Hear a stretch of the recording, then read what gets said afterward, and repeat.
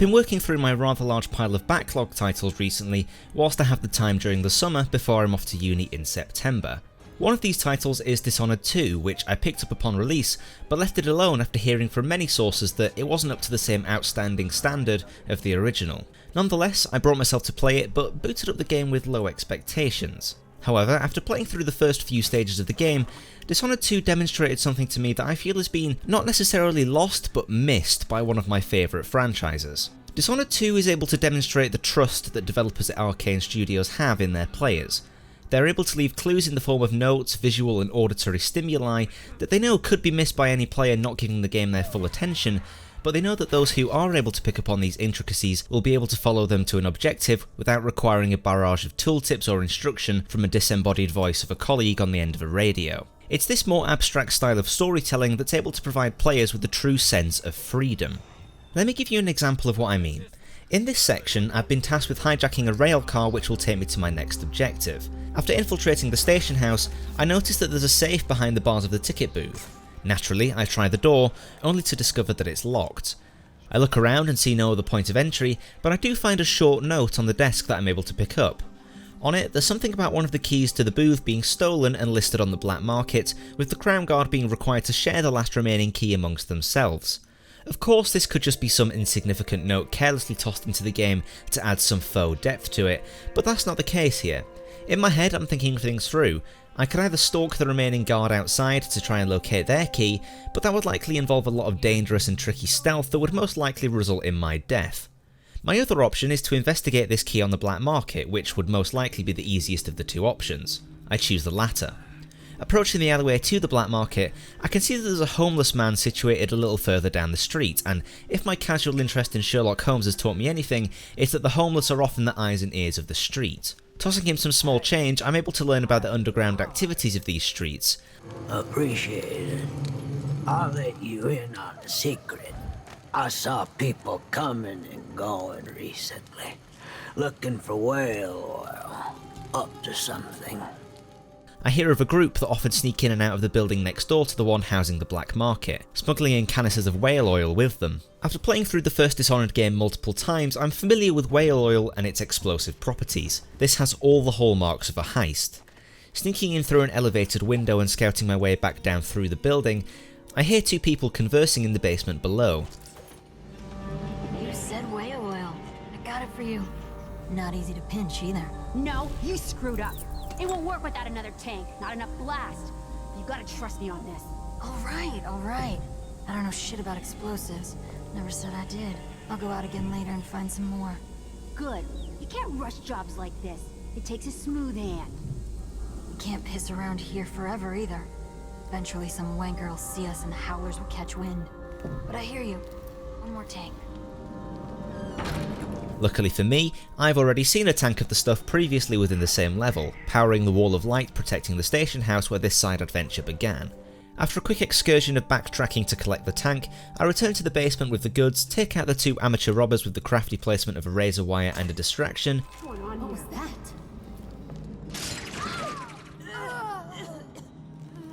Blow through the wall adjacent to the black market stall, obtain the key I came to collect, and obtain myself a free rune and some ammo for my troubles. I'm then able to make my way back to the station house and rob the safe inside that tickled my fancy 20 minutes ago. All of this stemmed from a single note left on a desk. There were no lines of text in a quest log telling me where to go, no 3D markers or paths on a minimap to mark my way. It was all accomplished through the clever placement of clues that led me where to go next, and the result of that made the activity feel organic. I didn't feel as though I was taking part in something that was orchestrated by a developer. I didn't feel as though my hand was being held at every step. I was free to take the clues I had at my disposal as I pleased, and it was up to me to use them to further my progression. Of course, none of this actually had any impact on the main story, at least not yet. All it did was help me acquire some extra dough and a free rune in the process, but it did provide me with an incredibly immersive 20 minutes of gameplay where I felt as though I was getting lost within the world of Karnaca. That's the type of gameplay that I feel I enjoy most, when I'm actually free to figure things out for myself instead of being told what to do at every step. I have at least 2 more examples of games that also exemplify this type of storytelling to a fantastic degree, but let's take a moment to examine the opposite side of this spectrum, a game that leaves you with so little freedom it becomes almost a chore to continue on with it.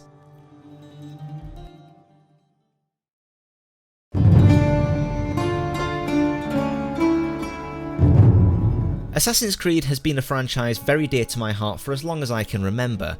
It was one of the first games that I was allowed to play with an age rating above that of my own, so there's a lot of nostalgia that I have associated with the earlier titles, especially the Ezio trilogy. Though, as I've grown older and more aware of what I enjoy and don't enjoy in video games, I've come to realise that Assassin's Creed is an incredibly scripted type of game, one that feels as though Ubisoft are backseat driving the entire time, correcting you at every turn and holding your hand the entire way.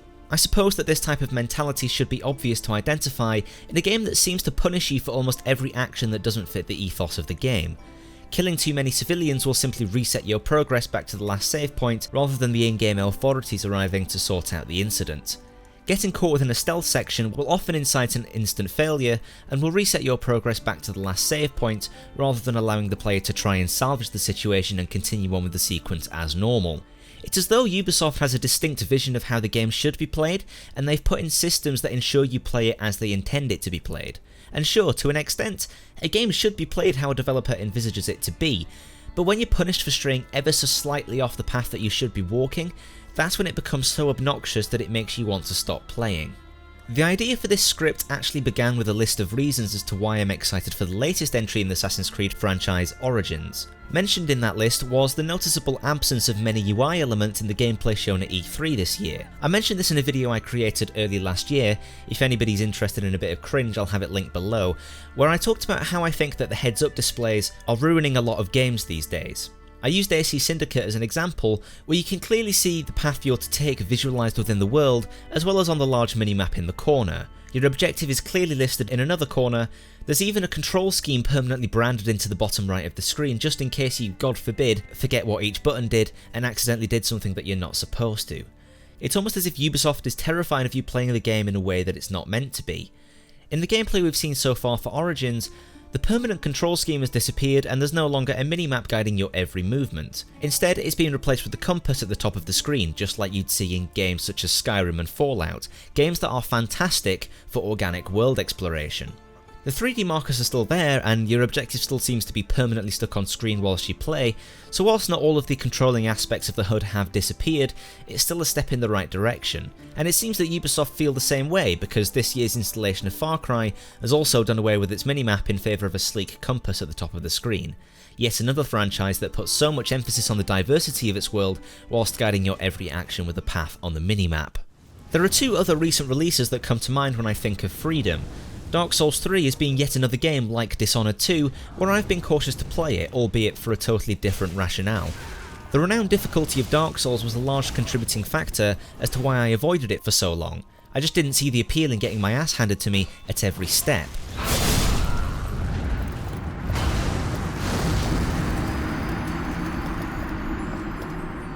I'm glad I've now given it a go though, because otherwise I'd have completely missed out on some of the textbook freedom that this title has to offer. Besides the basic control messages during the tutorial section at the beginning, the rest of the gameplay and story are left up to you, the player, to discover. There's no minimap or 3D markers to imply your heading. Your navigation of the area is all done explicitly through your own instinct of exploration and common sense. The reason that this comes so naturally to players is down to the fantastic level design that interweaves complex paths around each other that seem incomprehensible to begin, but become a simple layout visualised in your mind after passing through them multiple times. Speech from NPCs imply any main or side quest objective, and it's up to the player to make a mental note of that, lest they forget and it's back to the wiki page they go. It's another perfect example of developers putting their trust in players and, I guess in a sense, their own work. They have faith that the effort put into level design and the writing of the story, all of that will have paid off so that the player can make it through the game without the need of an on-screen navigation system, without the need of a quest log, without the aid of a disembodied voice whispering in your ear. But for some players this can all seem too much, and I get that. I put off playing the game for months before I finally had the courage to give it a go, and even now, I often find myself browsing the wiki pages to uncover some of the more abstract story threads. So here's a final example of a game that's able to embrace freedom whilst also catering to the more casual side of players. With my experience of Nintendo consoles extending as far as the Nintendo Wii and the DS, I've always managed to skip over the Legend of Zelda franchise whenever a new release comes around, but with the astounding reception that Breath of the Wild received upon release in March, I knew that I should really get my act together and get stuck into one of these games, and now that we have an emulator that's able to accommodate Breath of the Wild at a comfortable, though not preferable, consistent 30 FPS, I'm finally able to get a piece of this Zelda action. I'm currently about 4 hours in, but already the game has shown all the hallmarks of a game that's able to trust in my own intellect. I was at first discouraged to see a high-rise tower erupt from the ground and to be told that there were more of these scattered around the world that would serve as my vantage points for discovering new things to do, especially when I also learned that visiting these towers would uncover more of the world map. Sound familiar? Maybe because it's the same repetitive trope that both Assassin's Creed and Far Cry adopted for much of each of their franchises. However, whilst it may seem that Breath of the Wild is heading down the same road, it twists the trope slightly into something much more mature. New points of interest don't just suddenly appear on Link's map, instead, you're tasked with marking out these areas for yourself based strictly upon what you can see from the top of the tower. I've said this a lot throughout the course of this video, but it doesn't hold your hand in the slightest. Once the tutorial period is over, you're given a direction to go and that's it, you're free to do whatever you like. From the first tower there's at least 3 or 4 other points of interest that I could see, so the natural explorer in me decided to sod the main questline and do my own thing. And that's the true beauty of any good RPG, Skyrim, The Witcher 3, hell even Fallout 4, all of these are RPGs that embrace the sensation of freedom, where it doesn't really matter what's going on in the main questline if what you want to do is get lost in the environment and do your own thing. And I guess that maybe that's the root of my issue with Assassin's Creed. I'm looking for something in a game that's not in the right genre for what I'm asking of it. At the end of the day, Assassin's Creed is an action-oriented title with elements of stealth driven by its story, so asking for more freedom could be considered unfair of me. But with Origins promising more and more mechanics that resemble an RPGs than ever before, I'm secretly holding out on this installment of AC having the magic ingredient that I've been looking for: freedom. They may take our lives, but they'll never take our freedom! Thank you ever so much for watching, I really hope you enjoyed. I'm curious to know though, is this something that you can relate to? Do you prefer the more scripted approach that Assassin's Creed takes, opposed to the organic quality that a more free situation is able to provide? Be sure to let me know in that comment section down below. And if you like what you see, why not subscribe? Maybe even consider enabling notifications so that you never miss a thing. You can also follow me on Twitter and Twitch to keep up to date with everything that's going on with me personally. You've been watching Major, and I look forward to seeing you in my next one.